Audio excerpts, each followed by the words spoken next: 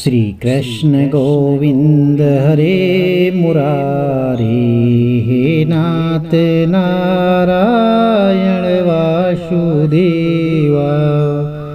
जय श्री कृष्ण मित्रों, राधे राधे। भगवान श्री हरि विष्णु और माता लक्ष्मी आप सबकी मनोकामनाएं पूर्ण करें। आज की वीडियो में परमा एकादशी व्रत कथा के बारे में आपको संपूर्ण जानकारी और कथा का श्रवण करने जा रहे हैं। प्रिय भक्तजनों, हिंदू धर्म में एकादशी का व्रत बहुत ही महत्वपूर्ण स्थान रखता है। प्रत्येक वर्ष 24 एकादशियां होती हैं।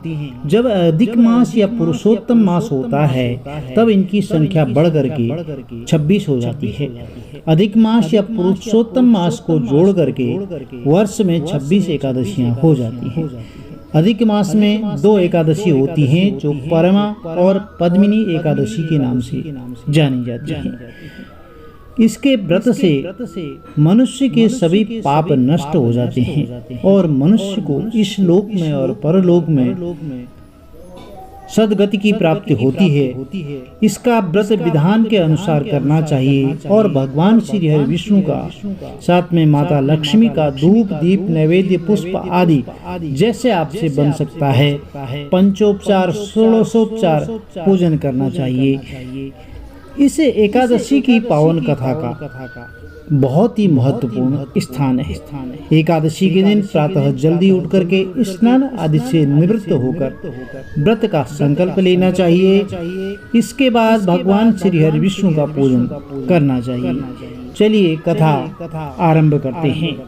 धर्मराज युधिष्ठिर बोले, जनार्दन, अधिक मास के कृष्ण पक्ष की एकादशी का क्या नाम है और उसकी क्या विधि विधान है, कृपा करके आप मुझे बताइए। श्री भगवान बोले, हे राजन, अधिक मास में कृष्ण पक्ष की जो एकादशी आती है वह परमा पुरुषोत्तमी या कमला एकादशी कहलाती है।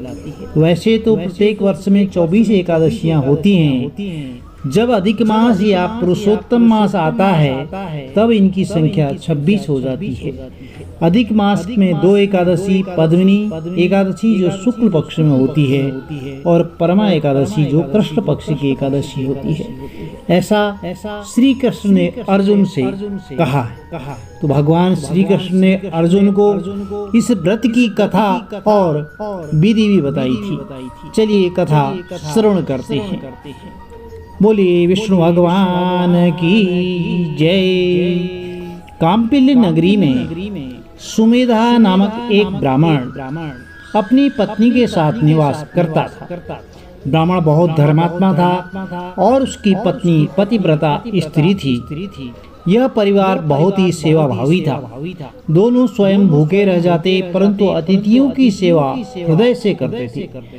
धनाभाव के कारण एक दिन ब्राह्मण ने अपनी पत्नी से कहा, धनोपार्जन के लिए मुझे परदेश जाना चाहिए, क्योंकि इतने कम धन से परिवार चलाना बहुत कठिन काम। तो ब्राह्मण की पत्नी ने कहा, मनुष्य जो कुछ पाता है वह अपने भाग्य से ही पाता है। हमें पूर्व जन्म के कर्म के अनुसार उसके फलस्वरूप ही यह गरीबी मिली है। अतः यहीं रहकर कर्म कीजिए, जो प्रभु की इच्छा होगी वही होगा। पत्नी की बात ब्राह्मण को जच गई और उसने परदेश जाने का विचार त्याग दिया। एक दिन संयोगवश कौंडिल्य ऋषि उधर से गुजर रहे थे तो ब्राह्मण के घर पधारे।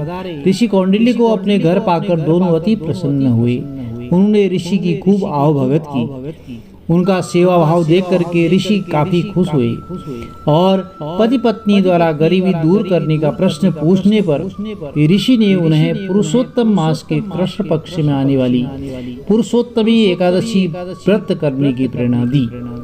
व्रती को एकादशी के दिन स्नान करके भगवान विष्णु के समक्ष बैठकर हाथ और जल एवं फूल लेकर के संकल्प करना चाहिए। इसके पश्चात भगवान की पूजा करनी चाहिए। तत्पश्चात ब्राह्मणों को भोजन करवाकर दान दक्षिणा देकर के विदा करने के पश्चात व्रती को स्वयं भोजन करना चाहिए।